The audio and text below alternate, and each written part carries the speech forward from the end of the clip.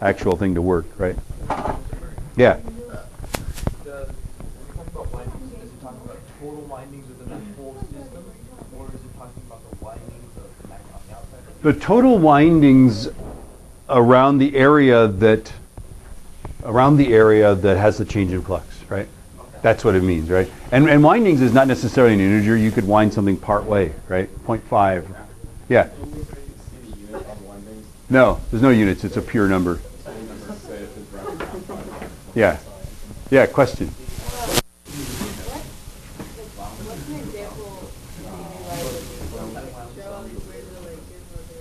Oh, the alternator in your car.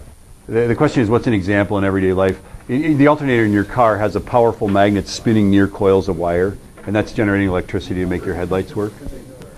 Yeah, there's a good example. Okay, so let's do an example, and this one we're going to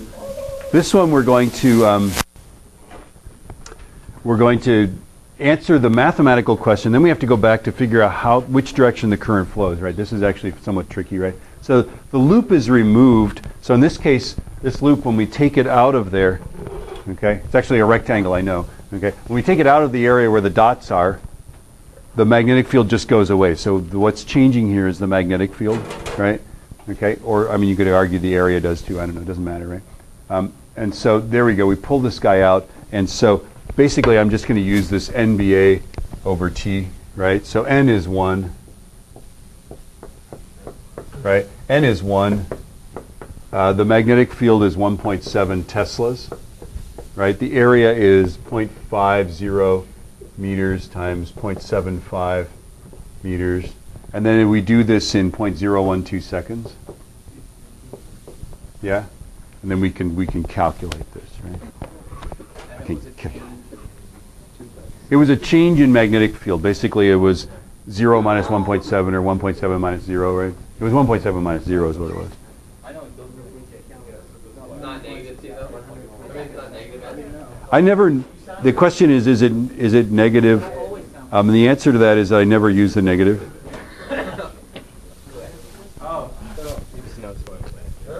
Yeah. All right. So the answer I get is that now.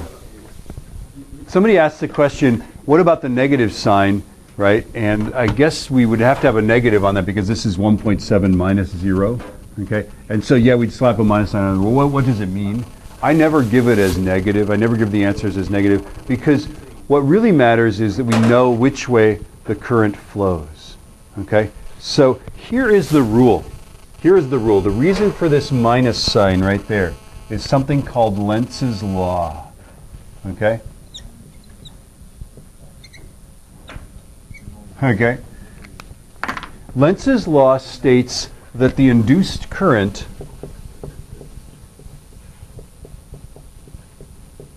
opposes, right? It opposes the change. Okay? So if we increase flux in a certain direction, the current will flow as to decrease the flux, right? If we decrease the flux, the current will flow in such a way as to increase the flux. So in general, the motto is this: if you gain flux, you oppose it. If you lose flux, you replace it. Right? If you gain flux, you oppose the flux, and I will do examples of this. I will many examples. Right? If you lose flux, you replace it. Right? If it's a magnet, if they draw a picture that's got a magnet moving, right? You oppose the motion of the magnet. If the magnet's moving to the right, you try to make the magnet move to the left. If the magnet's moving to the left, you try to make the magnet move to the right. Okay? You just always oppose, and why this is, I can explain. But let's look at this example first. Okay, we've got flux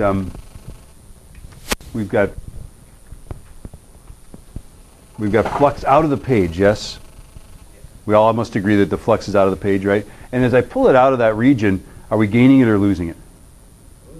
We are losing the flux, right? So if we lose flux, what do? We replace it. Now, current is going to flow in that red loop in such a way as to replace flux out of the page. Which way does it flow? It's going to be out of the page, right? It's got to make somehow. So what it's got to do is remember this rule. Remember this whole thing, right? If the current flows anti-clockwise in this loop, the area inside the loop has flux lines coming out of it, right? So let's go through the whole process again. We're going to do this many, many times, right? Okay, we are losing flux out of the page, correct? How do we know that? Well, because it's out of the page, and when we remove it from the magnetic field, it will no longer be out of the page inside the loop, right? Okay, so we are losing out of the page, correct? Okay, so what do? Well, if we lose it, we replace it. How do you make flux out of the page? Thumb is out of the page, yes?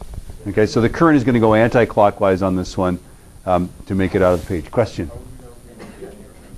How do you know if you're gaining or losing if it gets more or less? I don't know. So in this case, we had it and we don't have it, right? That's losing it, right? If I take this loop and it's here and now it's here, right? Here we have it, here we don't have it, right? So we lost it. Right, if I put it back in, gain. There we go, yeah. Wait, so it's out of the page, so you're taking it. We are losing out of the page, so we create out of the page. We lose it, we replace it. That's the rule, yeah? If you gain it, you oppose it. No. No, it is out of the page now. The magnetic field is out of the page, yes? Okay, and as I pull it out of here, it's no longer in the magnetic field because there's no dots, right? Yeah? So now we don't have magnetic field out of the page, we lost it. So we recreate it by making the current flow this way. Yeah? Yeah. Okay, now what if I put it back in?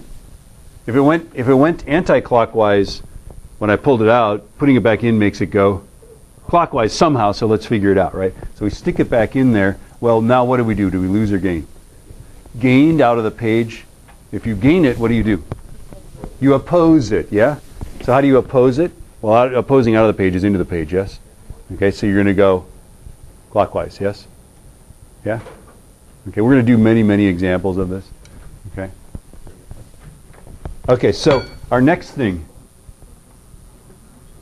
is let's calculate some EMF, and then we'll all argue bitterly about which way the current flows and all this stuff, right?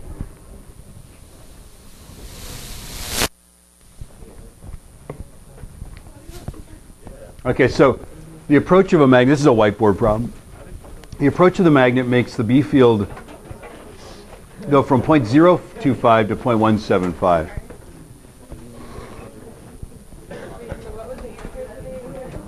To what? 53.125, and then the other one was anti-clockwise, right?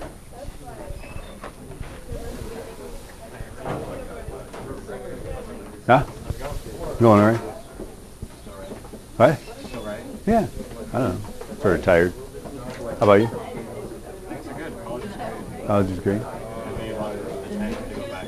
Do I? I live on the 10 to go back. They're making you go back? Yeah. That's mean of them. Yeah. I liked your pictures. Are you in love with that girl? I don't know, that one girl you took all those pictures of. Take a bunch of pictures of my girl. Some pictures of a girl. Yeah. I'm just trying to get the skinny.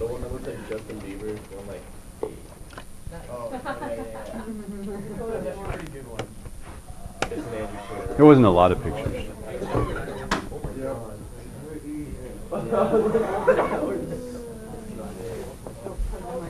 What are you majoring in? Civil engineering. All right. And you're in Missoula? No. Damn it. Oh, I'm so sorry, Bozeman. Yeah. We beat them this year. Oh, okay. Finally. After like 14 years of losing to them. There you go. Wow.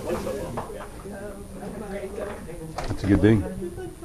Okay, so what is changing in this one? Magnetic field. No. Yeah, yeah.